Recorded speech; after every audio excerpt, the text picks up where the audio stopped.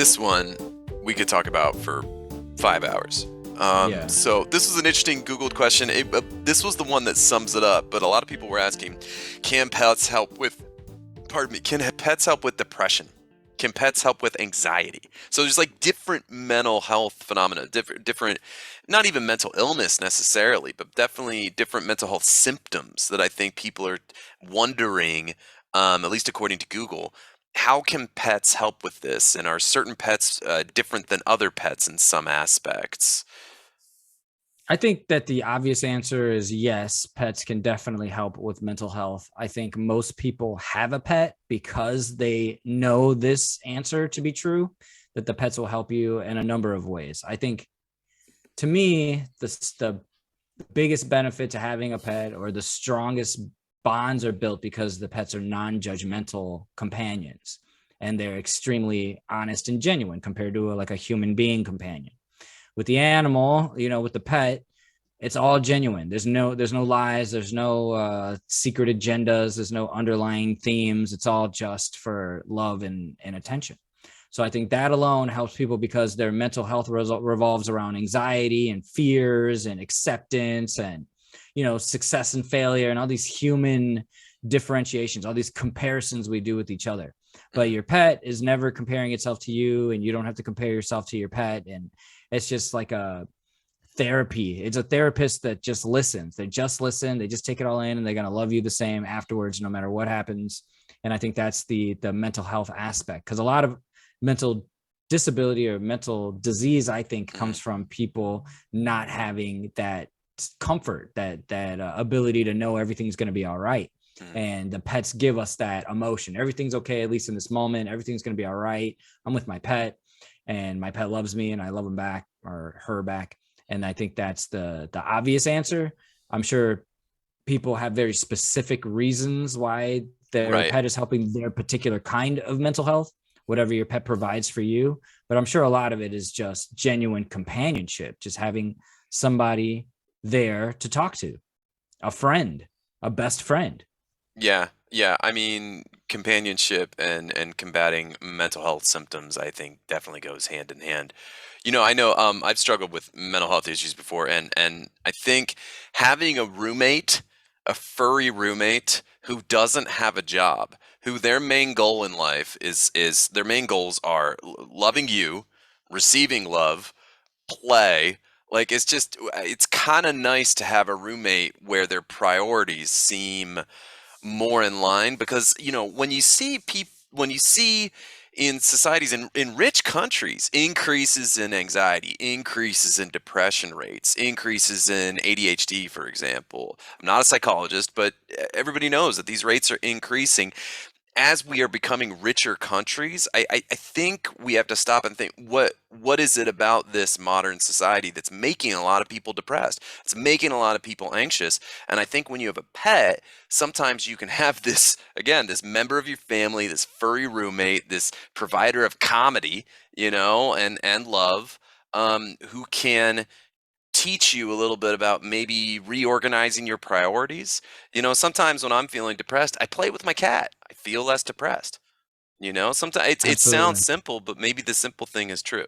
No, I think you also mentioned another part, like just being active, getting off the couch, getting out of your comfort space, and getting out of bed to take the dog for a walk, or to even clean the litter box, or your cat, wakes you up in the middle of the night because it wants attention. Like, that's getting you, keeping you active, keeping your blood flowing, your blood pressure from getting too low, and that interaction for stimulation, mental stimulation, physical stimulation, emotional stimulation.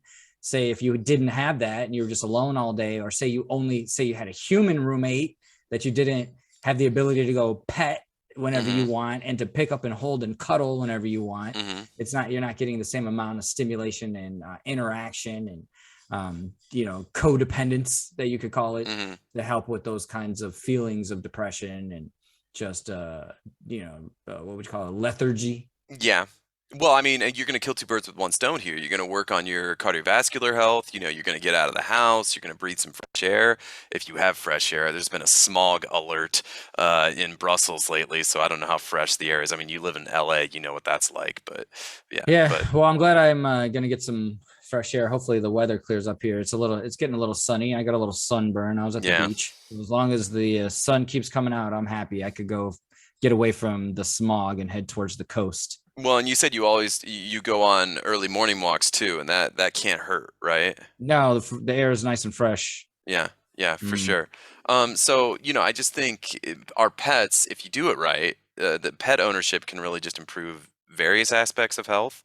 There's one thing you said on a Pet Peeves podcast. I forget which episode it was, but it was a couple years ago, and you said you should play with your pet for at least an hour every day. Now, I'm not saying I hit my hour every day. Sometimes life gets busy, but that's always resonated with me. And I think I have an advantage being the editor of this podcast is even before we got before Salty, even before we got our first cat, I knew the goal is 1 hour a day, every day. mm, And you know what's interesting? You came to visit recently and you were telling me how healthy our cat was, which made us both, my wife and I both really smile with pride.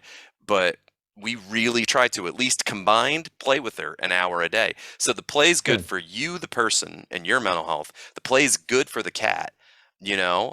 And it's just we try not to just buy toys and let the cat just play with itself. And I think and she will even come and play fetch and tell us, hey, play with me. I'm getting angry. Yeah, You need to start playing with me, that kind of catitude. absolutely.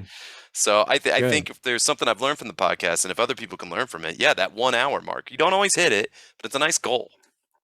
Yeah, and I think walking your dog counts as part of that for your dog, for your cat, and any interaction where you're actually playing with them. And you have your cat toys.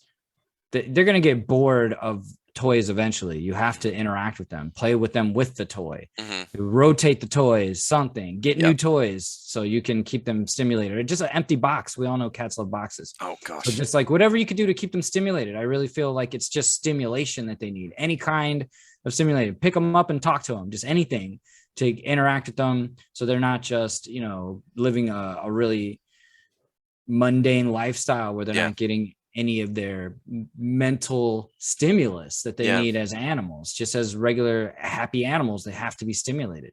Well, I think there's also a lot of screen addiction has been an issue that I've been concerned about lately, and how that can trigger a lot of depression and anxiety. And I mean, that's a great way to get off the screen. Just play with your pet. There you go. They don't have screens that they stare at. Yeah. And filming your pet do funny stuff counts. That It counts. doesn't count as screen It time. counts. We could do a whole episode on this, and I think we will in the future. All right.